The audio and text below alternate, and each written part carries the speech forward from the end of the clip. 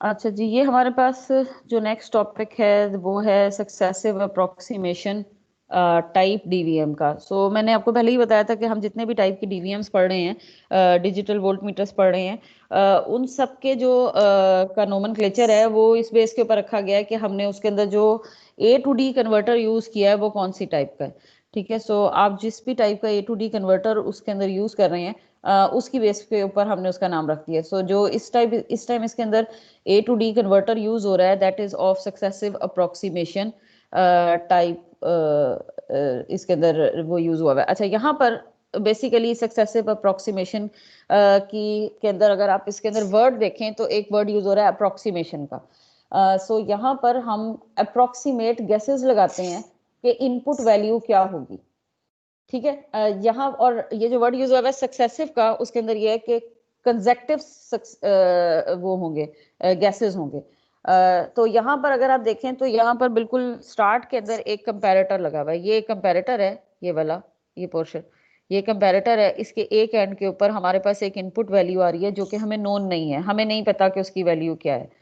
ठीक है, अच्छा, इस कंपैरेटर से जो दूसरी इनपुट उसको मिल रही है वो एक डी टू ए कन्वर्टर से मिल रही है, और वो D to A converter further input ले रहा है एक सक्सेसिव अप्रोक्सीमेशन रजिस्टर से।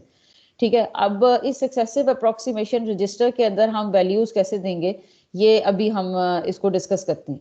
ठीक है, ये सक्सेसिव अप्रोक्सीमेशन रजिस्टर एक डी टू ए कन्वर्टर से कनेक्टेड है। मुझे ये बताएं डी टू ए कन्वर्टर क्या करता है। हमें पता है डिजिटल वैल्यू जो कि बिट्स में आ रही होती है उसको उनको कन्वर्ट कर एनालॉग देता है, एनालॉग में कन्वर्ट कर देता है।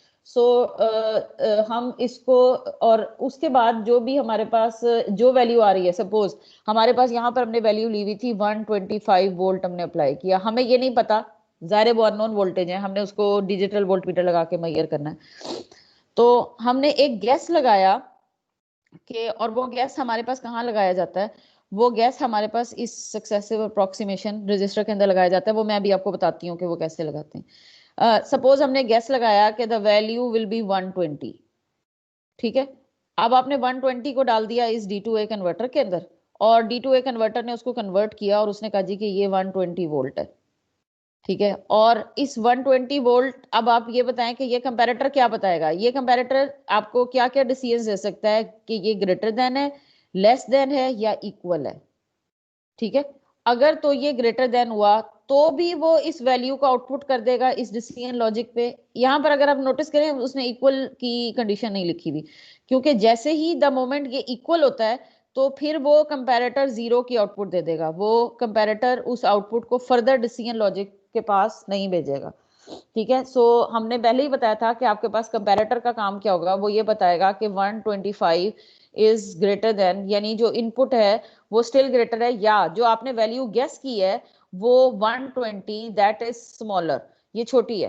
ठीक है, आपको अपने गैस को बढ़ाना चाहिए। तो सपोज हमने इसको काट दिया और अपना गैस बढ़ा दिया, हमने कहा जी अब वैल्यू होगी जो हमने गैस किया है दैट इज 200। ये गैसेस हम तरीके से लगाते हैं, सक्सेसिव गैसेस होते हैं, वो मैं अभी आपको बताती हूँ कि सक्सेसिव गैसेस कैसे होंगे। हमने गैस लगाया कि दिस विल बी 200। आपने यहाँ पर 200 को अप्लाई कर दिया, और 200 को अप्लाई करने के बाद कंपैरेटर को पता लगा कि जो आपने गैस किया है वो तो बड़ा लगा दिया है। अब आपकी जो ग्रेटर देन का गैस होगा उसके अंदर वो डिसीजन लॉजिक के पास वैल्यू दोबारा वापस जाएगी, और वो decision logic successive approximation register को वैल्यू भेजेगी, और जो उसने गैस लगाया होगा वो कहेगा अब इससे पीछे चले जाओ। ठीक है, इसका मतलब ये है कि 120 वैल्यू छोटी थी और 200 वैल्यू बड़ी है। तो इसका मतलब है इन दो के दरमियान कहीं आपका गैस लाया करता है। आपने कभी वो वैल्यू देखी, वो गेम देखी है, हम बचपन में देखते होते थे टीवी के ऊपर, एक गेम लगती होती है कसौटी, जिसके अंदर आप गैस करते हैं कि पर्सनालिटी क्या है। सपोज आपने कोई पर्सनालिटी, आपने कोई चीज सोची हुई है, और आपने अगले ने उसको 5 गेसेस में, या 5 क्वेश्चंस या 6 क्वेश्चन 7 क्वेश्चंस के अंदर गैस करना होता है। ठीक है, उसमें भी आप इस तरह से अप्रोक्सीमेट गैसेस लगाते हैं और वैल्यू को नैरो डाउन करते हैं। सपोज हम कहते हैं कि हमारे पास यहाँ पर वैल्यू नैरो डाउन होकर 125 ही हमने गैस कर लिया। 125 ही हमने गैस कर लिया। सो 125 जैसे ही आएगा कंपैरेटर 0 की आउटपुट देगा और वो इस डिसीजन लॉजिक को भेजेगा। डिसीजन लॉजिक ये कहेगा कि ओके वैल्यू गैस हो गई है, 125 के इक्वल आ रहा है, the value is now equal. और जब इक्वल आता है तो कंपैरेटर 0 दे देता है और वो सक्सेसिव अप्रोक्सीमेशन को कहेगा कि ये जो वैल्यू तुमने अभी सोची थी 125, जो कि एक डिजिटल वैल्यू थी, वो तो डिजिटल वैल्यू कन्वर्ट होके यहाँ आ रही थी ना एनालॉग में कन्वर्ट होने के बाद, उस डिजिटल वैल्यू को डिस्प्ले कर दो इस आउटपुट के ऊपर। ये आउटपुट लगी हुई है आपके पास, ये output, this output can be a 7 segment display. Else चाहे वैल्यू ग्रेटर थी चाहे वैल्यू लेस थी, उसको वो डिस्प्ले नहीं कर रहा था। यहां तक बात क्लियर हुई है जी? क्लास यहां तक बात क्लियर हुई है? Yes ma'am. अच्छा, हम इसको समझने के लिए एक एग्जांपल करते हैं, उसके अंदर देखते हैं। सो हमने यहाँ पर ये किया कि हमें पता है कि आपके पास जब हम बाइनरी नंबर्स को डेसिमल नंबर्स को कन्वर्ट कर रहे होते हैं बाइनरी नंबर्स के अंदर, तो हम क्या वैल्यू लेते हैं? The first value is 2 raise to power 0 जो कि 1 होती है, उसके बाद 2 रेज टू पावर 1 जो कि 2 होती है, 1 2 4 8। आपने डीएलडी का कोर्स पढ़ा हुआ है ना? पढ़ा हुआ है ना? जी मैम। जी। तो अगर मैं यहाँ पर वैल्यू, ये आपको, ये मेरे पास इस टाइम जो स्क्रीन शेयर मैंने वर्ड पे एमएस वर्ड खोला हुआ है, ये आपको नजर आ रहा है? जी मैम। हमें पीपीटी खोली हुई है मैम। अच्छा नहीं, मैंने पीपीटी को बंद कर दिया है, मैंने ये एमएस वर्ड खोला हुआ है, मैं इसको दोबारा शेयर करती हूँ, एक सेकंड।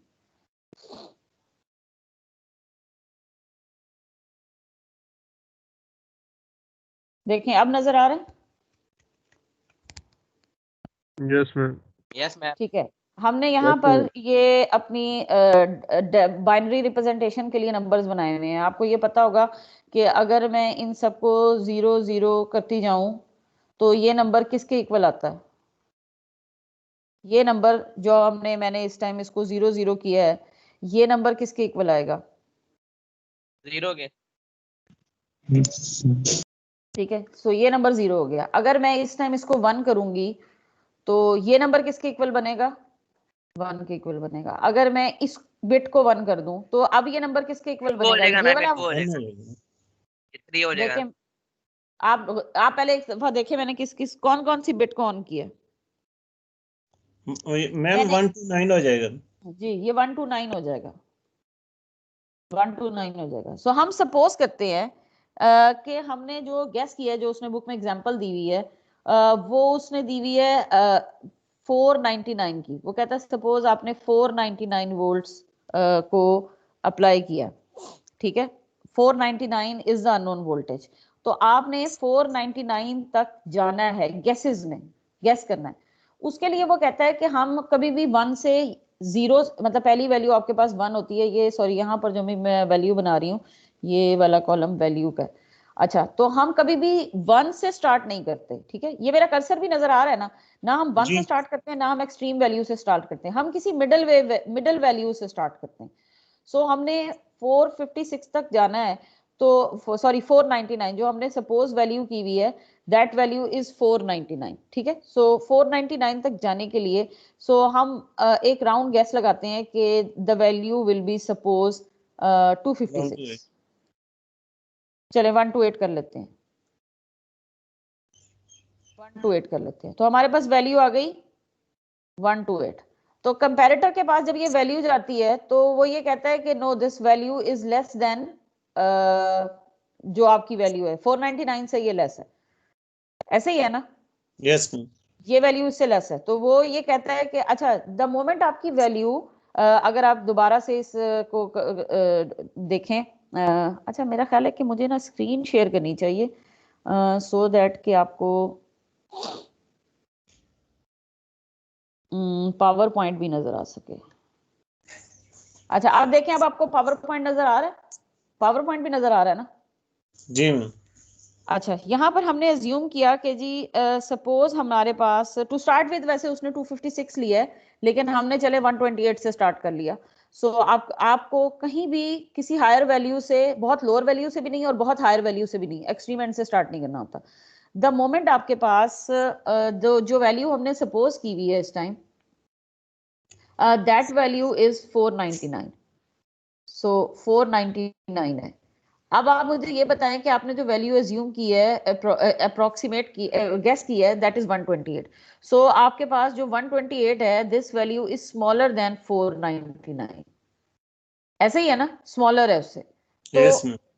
वो ये कहता है कि अगर ये इससे स्मॉलर है तो जैसे ही ये कंपैरेटर उसको ये बताएगा कि आपकी वैल्यू लेस देन है, तो वो decision logic successive approximation register को कहती है कि जो तुम्हारी नेक्स्ट मोस्ट सिग्निफिकेंट बिट है, यानी जो अगली बिट है, उसको 1 करो, क्योंकि तुम्हारी वैल्यू अभी भी लेस आ रही है. ठीक है, ये बात क्लियर हुई है? जो नेक्स्ट मोस्ट सिग्निफिकेंट बिट है उसको 1 करो. इसका मतलब क्या है कि अगर 128 की वैल्यू लेस आ रही है तो फिर 256 को 1 कर दो, 256 को 1 कर दो और इसको 0 कर दो. ये बात क्लियर हुई है? Sorry, okay ma'am. इसको भी 1 ही रहने दें. सो मुझे ये बताएं कि 256 और 128 का सम कितना होगा? 256 प्लस 128. हमने दोनों बिट्स 1 कर दी क्योंकि Yes, उसने sir. ये कहा है कि 128 लेस था, तो ये वैल्यू कम आ रही है 499 से, तो अगली सिग्निफिकेंट बिट भी 1 कर दो. इन दोनों का आंसर कितना आता है? 384 के करीब आ जाएगा मैम. 384 आ गया. ठीक है जी.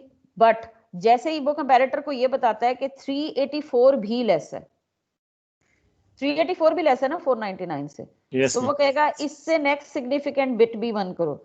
जैसे ही हम इससे नेक्स्ट सिग्निफिकेंट बिट को 1 करते हैं तो आपकी वैल्यू क्या होती है? ग्रेटर हो जाती है. ये वैल्यू ग्रेटर हो जाती है. जैसे ही कोई वैल्यू ग्रेटर होती है तो वो उसको वो कहता है कि जिस बिट को अभी तुमने 1 किया था उसको बंद कर दो, उसको 0 कर दें दोबारा, और अब आपने पीछे वाले पे वापस जाना है. पीछे वाली जो इससे लीस्ट सिग्निफिकेंट बिट थी, अब हम इससे लीस्ट सिग्निफिकेंट बिट को 1 करते हैं. तो अब आप मुझे ये बताएं कि हम नेक्स्ट आइट्रेशन पे आ गए हैं कि हमने इससे लीस्ट सिग्निफिकेंट बिट को 1 करना है, क्योंकि 64 थी. तो अब आप मुझे ये बताएं कि 384 प्लस 64 कितना होगा? 444 आ जाएगा तकरीबन. 448 आ जाता है. बाकी सारी वैल्यूज अभी 0 ही हैं. ठीक है जी. सॉरी, ये यहाँ भी 0 ही थी. यहाँ तो ये तो 1 है, ये 0 है.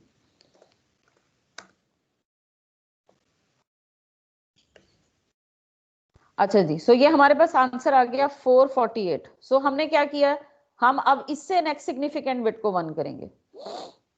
ये 0 ही रहेगी क्योंकि जैसे ही 512 के बिट को ऑन करते हैं तो हमारे पास वैल्यू ग्रेटर हो जाती है.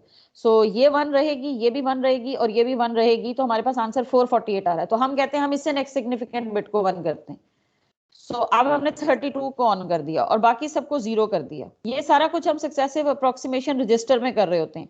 तो मुझे ये बताएं कि पहले आपकी वैल्यू 448 थी और अब आपने उसके अंदर 32 वाली बिट को ऑन कर दिया है, तो अब आपके पास क्या वैल्यू आएगी?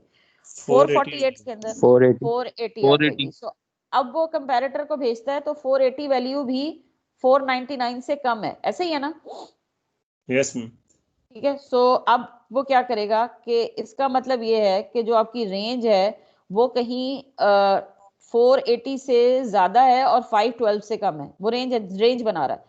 सो हमने क्या किया कि अब हम इससे नेक्स्ट सिग्निफिकेंट बिट को 1 करते हैं, जो कि 16 है. सही है जी. सो 480 के अंदर जब हम 16 को ऐड करते हैं तो आंसर क्या आता है? 496. 496. 496 is again less than 499. Okay जी. सो अब वो कहता है इससे नेक्स्ट सिग्निफिकेंट बिट को 1 कर दो. इससे नेक्स्ट सिग्निफिकेंट बिट को 1 करेंगे तो क्या आंसर आएगा जी? 496 plus 504 plus 8. This is equal to 504. 504. So 504 is greater. जैसे ही कंपैरेटर ये सेंस करता है कि जो आपने वैल्यू मेजर की है वो ग्रेटर है, तो वो ये कहता है कि इस बिट को जिसको ऑन करने से वैल्यू ग्रेटर हुई थी, इस बिट को दोबारा ऑफ कर दें. सो हमने जो 8 को ऑन किया था अब हम उसको ऑफ कर देंगे क्योंकि उसको ऑन करने से हमारी वैल्यू ग्रेटर हो जाती है. सो अब हम उससे नेक्स्ट लीस्ट सिग्निफिकेंट बिट पे जाएंगे जो कि 4 है. हमने 4 को ऑन किया तो हमारे पास क्या आंसर आता है जी? 49. हम दोबारा 8 को ऑफ करने के बाद 496 पर आ गए थे. सो 496 के अंदर हमने 4 को ऐड किया तो आंसर क्या आता है? 500. 500. 500 इज अगेन ग्रेटर देन 499, तो उसको decision logic successive approximation register को ये कहेगी कि इस वाली बिट जिसको तुमने ऑन किया है, इसको ऑन करने से भी हमारा आंसर ग्रेटर आता है, तो इसको भी 0 करने। क्लियर है ना ये बात? Yes ma'am. ठीक है जी। सो इससे लीस्ट सिग्निफिकेंट बिट को जब हम ऑन करते हैं तो हमारे पास 2 ऑन हो जाती है। सो 2 को ऑन करने से 496 प्लस 2 इज इक्वल टू कितना आता है? 498। सो डिसीजन लॉजिक कंपैरेटर ये कहता है कि ये वाली वैल्यू कम है, so the value lies between 500 and 498। 500 बड़ी है, 498 छोटी है। ठीक है जी। सो हम अपने आप को छोटा करते करते, अपनी रेंज को कम करते करते हम जिस स्टेप पर पहुंचे हैं, सो हमारे पास लास्ट जो वैल्यू रह गई है वो 1 रह गई है। ठीक है जी। सो हमने इसको भी 0 किया था, इसको भी 0 किया था, ये हमने 1 किया था और फाइनली इसको भी 1 किया, तो हमारे पास 498 plus 1 is equal to 499। Clear हो गया जी बात? तो कितनी आइटरेशंस में हम यहाँ तक पहुंचे हैं? कितनी आइटरेशंस में? 1 2 3 4 5 6 7 एंड 8। 8 आइटरेशंस लगी हैं हमें। वो हमने एक आइटरेशन मिस कर दिया, वो जो हमने 5 वाली लगाई थी, अगर हम उसको भी काउंट कर लें तो 9 आइटरेशंस बनती हैं। So depending on your value आपके पास, अच्छा जैसे ये वैल्यू 499 के इक्वल आएगी तो क्या होगा? 499 के इक्वल आने के बाद आपके पास ये जो डिसीजन लॉजिक है, ये आपको नजर आ रही है ना इस time screen? Comparator equal show करेगा, जो कि 0 होगा। वो डिसीजन लॉजिक को कहेगा कि सक्सेसिव अप्रोक्सीमेशन के पास ने जो भी वैल्यू गेस की थी, जो कि बिट्स ऑन करके वैल्यू, बिट्स का सीक्वेंस आया था, ये वो सीक्वेंस शो हुआ है 8 बिट है या 9 बिट है, वो उसको D2A कन्वर्टर पे भेज दे। D2A कन्वर्टर उस वैल्यू जो बिट्स हमारे पास आ रही थी उनको एनालॉग में कन्वर्ट करेगा। ये तो पहले ही हो गया था काम और इक्वल आ गया था। अब आपके पास जैसे ये इक्वल आया और 0 हुआ है, तो ये जो सक्सेसिव अप्रोक्सीमेशन की वैल्यू आ रही थी वो इसको इस आउटपुट पे शो कर देगा। द मोमेंट वो इसको आउटपुट पे शो करेगा तो ये जो क्लियर का सिग्नल है, ये जो क्लियर की पिन लगी हुई है या रीसेट की पिन लगी हुई है, वो इन सारी बिट्स को दोबारा से 0 कर देगी। समझ आ गई ये बात? जी मैम। रीसेट कर देगी, उस रजिस्टर को रीसेट कर देगी सो दैट के वो नेक्स्ट वैल्यू को मेजर कर सके। सो जो हमारे पास ये सक्सेसिव अप्रोक्सीमेशन टाइप डीवीएम की वैल्यू है, ये एक रिलेटिवली इनएक्सपेंसिव और effective A to D conversion technique है जो कि हम यूज करते हैं डीवीएम्स बनाने के लिए। ठीक है। And it is very commonly used क्योंकि इसके और डिपेंड करता है कि हमारे पास, अच्छा ये जो आइटरेशंस हम सोच सोच के कर रहे हैं ना, ये क्लॉक की स्पीड से होती है, क्योंकि आप देख रहे हैं ये जो डिसीजन लॉजिक जो भी काम परफॉर्म कर रही है, ये क्लॉक साइकिल, एक क्लॉक साइकिल के अंदर कर रही है। सो क्लॉक स्पीड के ऊपर डिपेंड करेगा कि आप, और दूसरा ये डिपेंड करेगा कि जो भी आपकी वैल्यू थी उसने कितनी आइटरेशंस ली हैं। सो आइटरेशंस आपके पास जाहिर है 8 हो सकती हैं, 9 हो सकती हैं, 5 हो सकती हैं, 6 हो सकती हैं, इस तरह इतनी आइटरेशंस हो सकती हैं। सो डिपेंड करेगा कि आप कितनी नंबर ऑफ आइटरेशंस ले रहे हैं और आपकी उस टाइम की क्लॉक स्पीड क्या है। ठीक है जी। ये बात क्लियर हो गई है यहां तक? Yes ma'am. अच्छा, उसके बाद जो हमारी उसने यहाँ पर जितना टाइम सक्सेसिव अप्रोक्सीमेशन लेगा वैल्यू को जज करने के लिए, उसका फार्मूला हमारे पास बनता है टाइम, वो time is equal to n/f, where n is the number of bits and f is the frequency of the clock cycle. ठीक है, ये बात क्लियर हुई है? f is the frequency of n clock से आई। n आपके पास है नंबर ऑफ बिट्स, n आपके पास है number of bits, n bit output जो भी आपके पास वो आ रही है। n क्लॉक से आएगी ना मैम, ये n बिट जो। नहीं, बात नहीं समझ आई मुझे आपकी। मैम जो n बिट होगी हमारे पास, ये कन्वर्जन हो गया है ना n क्लॉक से। जी जी जी जी बिल्कुल। और जो आपके पास क्लॉक की फ्रीक्वेंसी है, यानी कितनी क्लॉक, चले मैं आपको इस तरह अगर एक्सप्लेन करूं कि सपोज हमारे पास एक 10 बिट का कन्वर्टर है, 10 बिट का, तो आपने n की जगह लिखना है 10, और आपके पास सपोज जो क्लॉक है that is of 1 megahertz. 1 megahertz कितना होता है? 1 मेगाहर्ट्ज कितना होता है? 1 × 10⁻⁶। ठीक है जी। और ऊपर आपके पास 10 है, तो मुझे बताएं कि आपके पास कितने टाइम के अंदर ये डीवीएम इस वैल्यू को मेजर करेगा? कितने टाइम में करेगा? 10 माइक्रोसेकंड में। ऐसे ही है ना,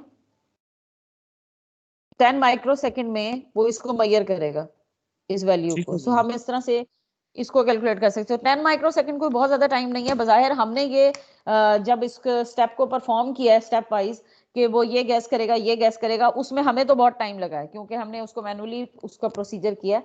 लेकिन ये जो आपके पास ओवरऑल प्रोसेस है, अगर आप 10 बिट्स को यूज कर रहे हैं तो आपके पास डिपेंड करता है कि वो नंबर ऑफ आइट्रेशंस कितनी ले रहा है। 499 के अंदर अगर वो 9 आइट्रेशंस ले रहा है तो हो सकता है अगर आप कोई और वैल्यू सपोज कर ले 450 सपोज कर ले, तो हो सकता है इसके अंदर 1 या 2 आइट्रेशंस वो कम ले या ज्यादा ले ले। तो आपके पास इन शॉर्ट ये कि आपके पास वैल्यू 10 से 9 माइक्रोसेकंड हो जाएगी या 10 से 10.5 माइक्रोसेकंड हो जाएगी, लेकिन वैल्यू आपके पास ये इतने ही शॉर्ट साइकिल के अंदर मेजर करता है। क्लियर हो गई है यहाँ तक बात? Yes ma'am. ठीक है जी, मेरा ख्याल है कि ये टॉपिक समझ आ गया होगा।